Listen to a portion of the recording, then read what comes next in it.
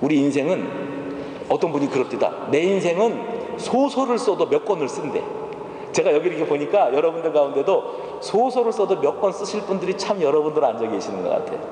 근데 그 소설은요, 맨 마지막 페이지를 넘겨보면 그렇게 해서 하늘나라에 갔더라, 하나님 나라에 도착했더라, 그게 끝이에요. 끝에 봤어요 이제. 그리고 다시 중간으로 와보세요. 병도 나고요, 애가 속을 새기고요, 돈도 떨어지고요, 사람 때문에 속상하고요, 억울한 일도 생기고요, 외롭기도 외롭고요, 죽을 맛이에요. 그래도 죽지 않습니다. 망하지 않습니다. 왜요? 우리 그리스도인들의 최종 결론은 영원한 하나님의 나라, 천국 복락이 예비되어 있는 줄로 깨달으시기를 바랍니다. 이겨놓고 싸우는 싸움을 싸우는데 뭐가 그렇게 걱정이 많겠어요? 여호사밧이 그랬어요. 하나님이 약속하셨거든요. 네가 이긴다, 아무 걱정 마라, 이건 네가 싸울 전쟁이 아니라 내가 알아서 할 전쟁이야. 여러분의 인생, 저희 인생을 향하여, 우리 선한 목자 교회를 향하여 하나님이 말씀하십니다. 뭘 걱정하냐, 뭘 두려워하냐, 니들이 고민할 일이 아니야, 이건 내가 걱정할 일이, 내가 다 알아서 한다. 그러면 결론은 났지요. 그런데 그 결론은 났는데 아직 과정은 몰라요. 어떻게 어떤 과정을 밟게 될지는 몰라요. 이제 그것도 다 하나님께 맡겨 드리는 겁니다. 그래서 고린도후서 4장에 보면은 이런 말씀이 있어요. 우리가 이 보배를 질그릇에 가졌으니 이는 심히 큰 능력이 하나님께 있고 우리에게 있지 아니함을 알게 하려 하심이라. 그 다음에가 중요해요. 우리가 사방으로 우겨쌈을 당하여도 쌓이지 아니하고 답답한 일을 당하여도 낙심하지 아니하고 박해를 받아도 버림받지 아니하고 거꾸로뜨림을 당하여도 망하지 아니하고, 뭐 생각나세요? 오뚜기요. 해봅시다. 오뚜기 신앙. 여러분은 오뚜기 신앙입니다. 또 넘어져도 또 일어나고, 또 넘어져도 또 일어나고, 결국에는 하나님 나라에 들어가게 되어 있는 사람들인데, 우리는 넘어질 때마다 이번에 넘어지면 못 일어날 것 같아요. 이 문제는 내 힘으로 해결을 못할 것만 같아요. 이제는 이겨놨습니다. 그러면 이제 어떤 방법으로 이기겠는가? 믿고 순종만 하면 됩니다. 그래서 하나님께서 오늘 이 장면을 우리에게 보여주세요. 잘 보십시다. 여기까지만 보십시다. 위기를 만났습니다. 금식 기도에 들어갔습니다. 하나님 앞에 뭐라고 금식하면서 기도했습니까? 하나님, 저는 12절이요. 뭐라고 그랬어요?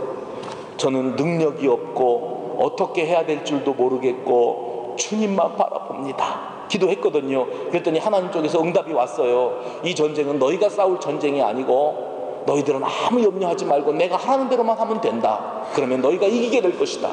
여호사밧이 승리에 대한 확신을 가졌습니다.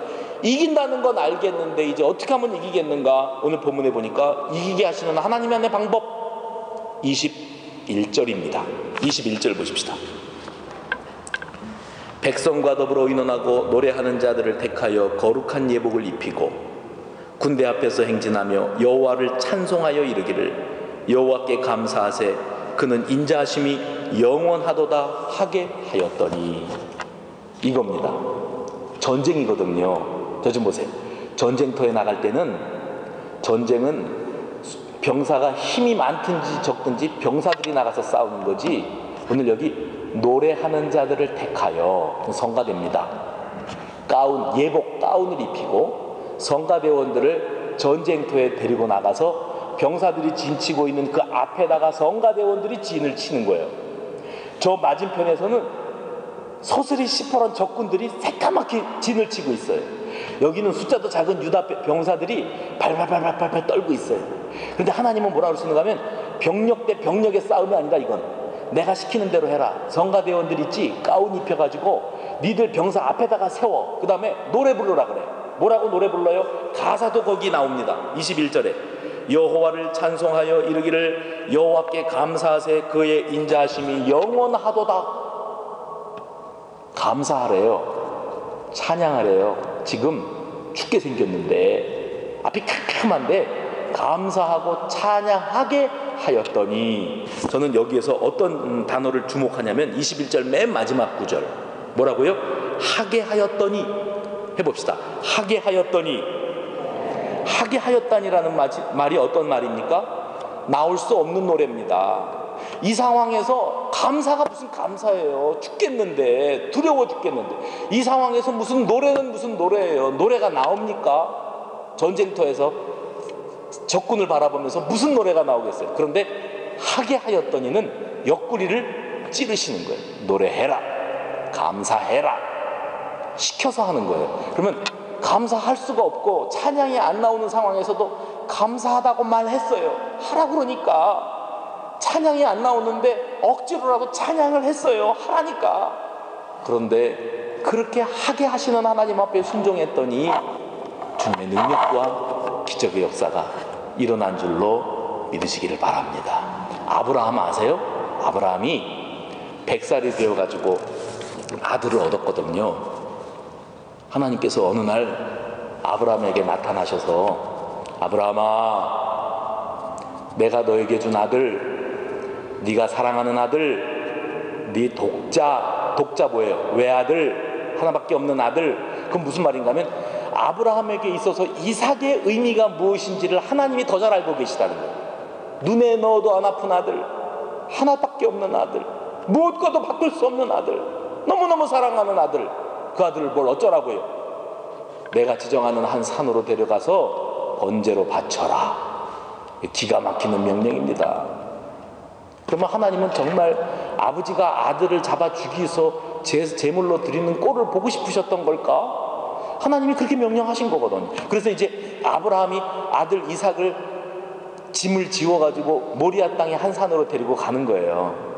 데리고 갈 때 번제를 드리려면은 왜 장작을 이렇게 포개 놓고 그 위에다가 제물을 올려놓고 불을 떼서 태워드리는 게 번제 아닙니까? 그러면 제물을 잡을 칼도 들었고 이삭이 들었어요.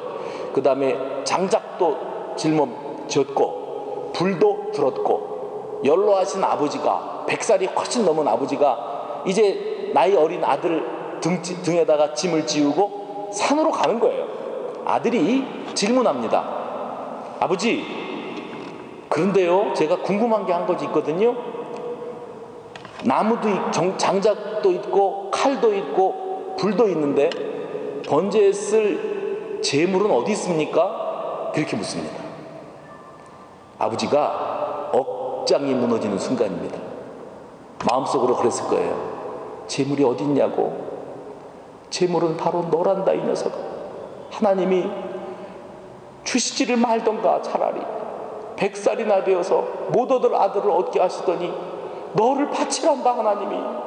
속으로 그랬어요. 겉으로는 뭐라 그랬는가 하면 이렇게 말했어요. 아들아, 번제에 쓸 양은 하나님이 당신을 위하여 준비하시리라. 이게 믿음일까요?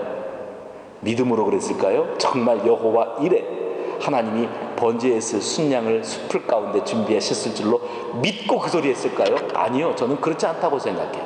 아브라함이 믿음으로 그 소리 한 게 아니라 자기도 모르게 임기응변으로 둘러댄다고 한 소리예요. 그러나 그 말도 하나님이 시키시고 하나님이 책임져 주신 줄로 믿으시기 바랍니다.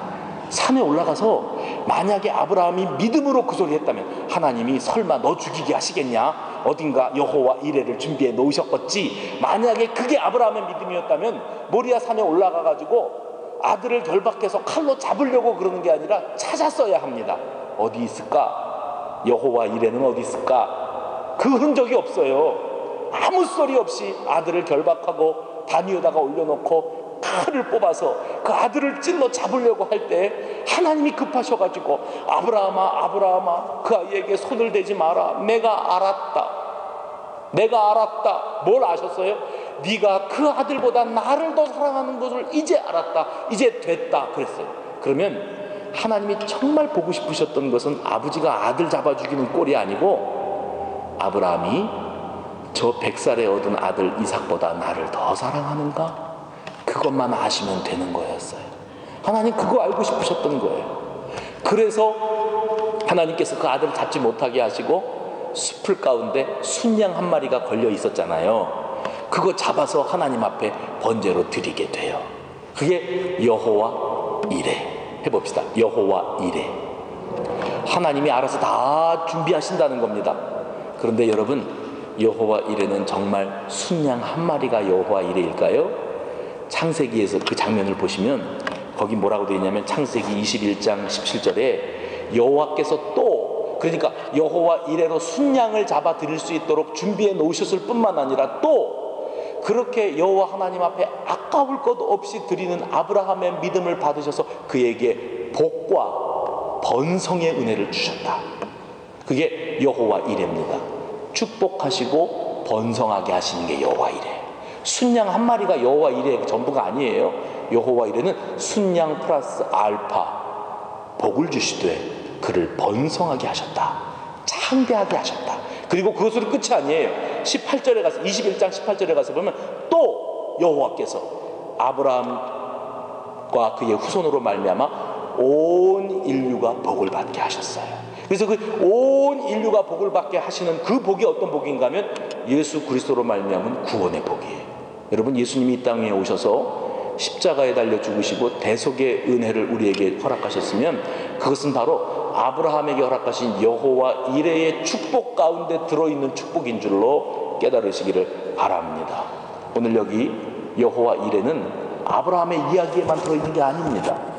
여호사밧의 이야기에 바로 이 장면이 또 등장을 하고 있습니다.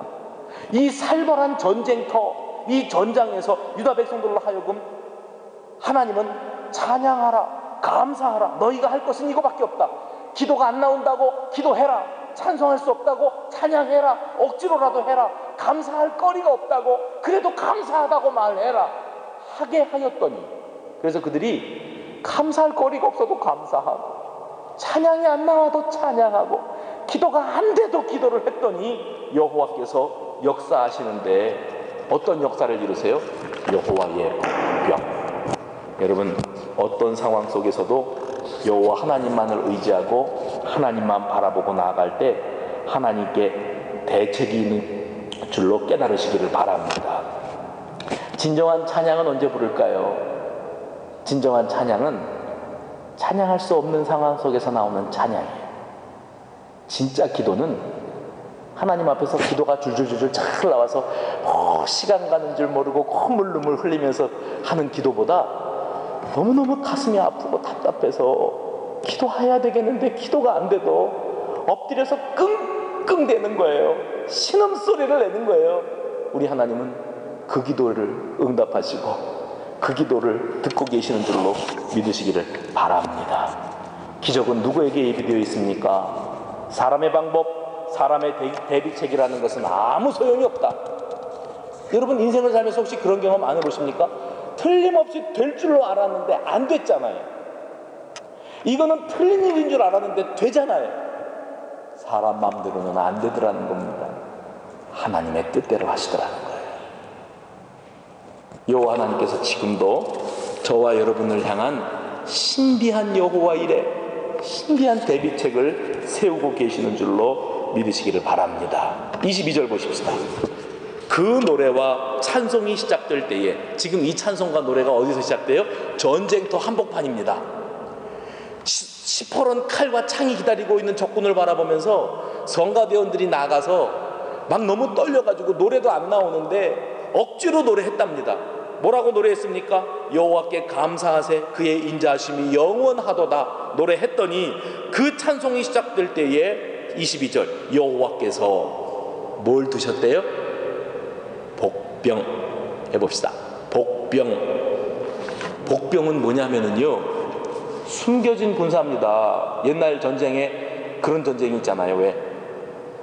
상대방을 이렇게 현혹하기 위해서 전쟁터에 쫓아나갔다가 마치 우리가 패전을 해서 도망가는 것처럼 등을 돌리고 막 빠져나오면 전쟁터에서 상대방은 아, 이제 저것들이 도망간다, 우리가 이긴다, 그리고 신바람이 나고 막 쫓아올 때 그들이 어떤 선을 넘어서서 추격해올 때 그 뒤에 숨겨놓았던 병사들이 일어나는 거예요. 그래서 포위가 되어지는 거예요. 그러면 그 적군들은 도간에 든 쥐가 돼서 오도 가도 못하고 진멸이 되어지는 그런 작전이 있잖아요. 이 복병이라고 하는 것은 뭐냐면 전혀 생각지도 못했던 병사입니다.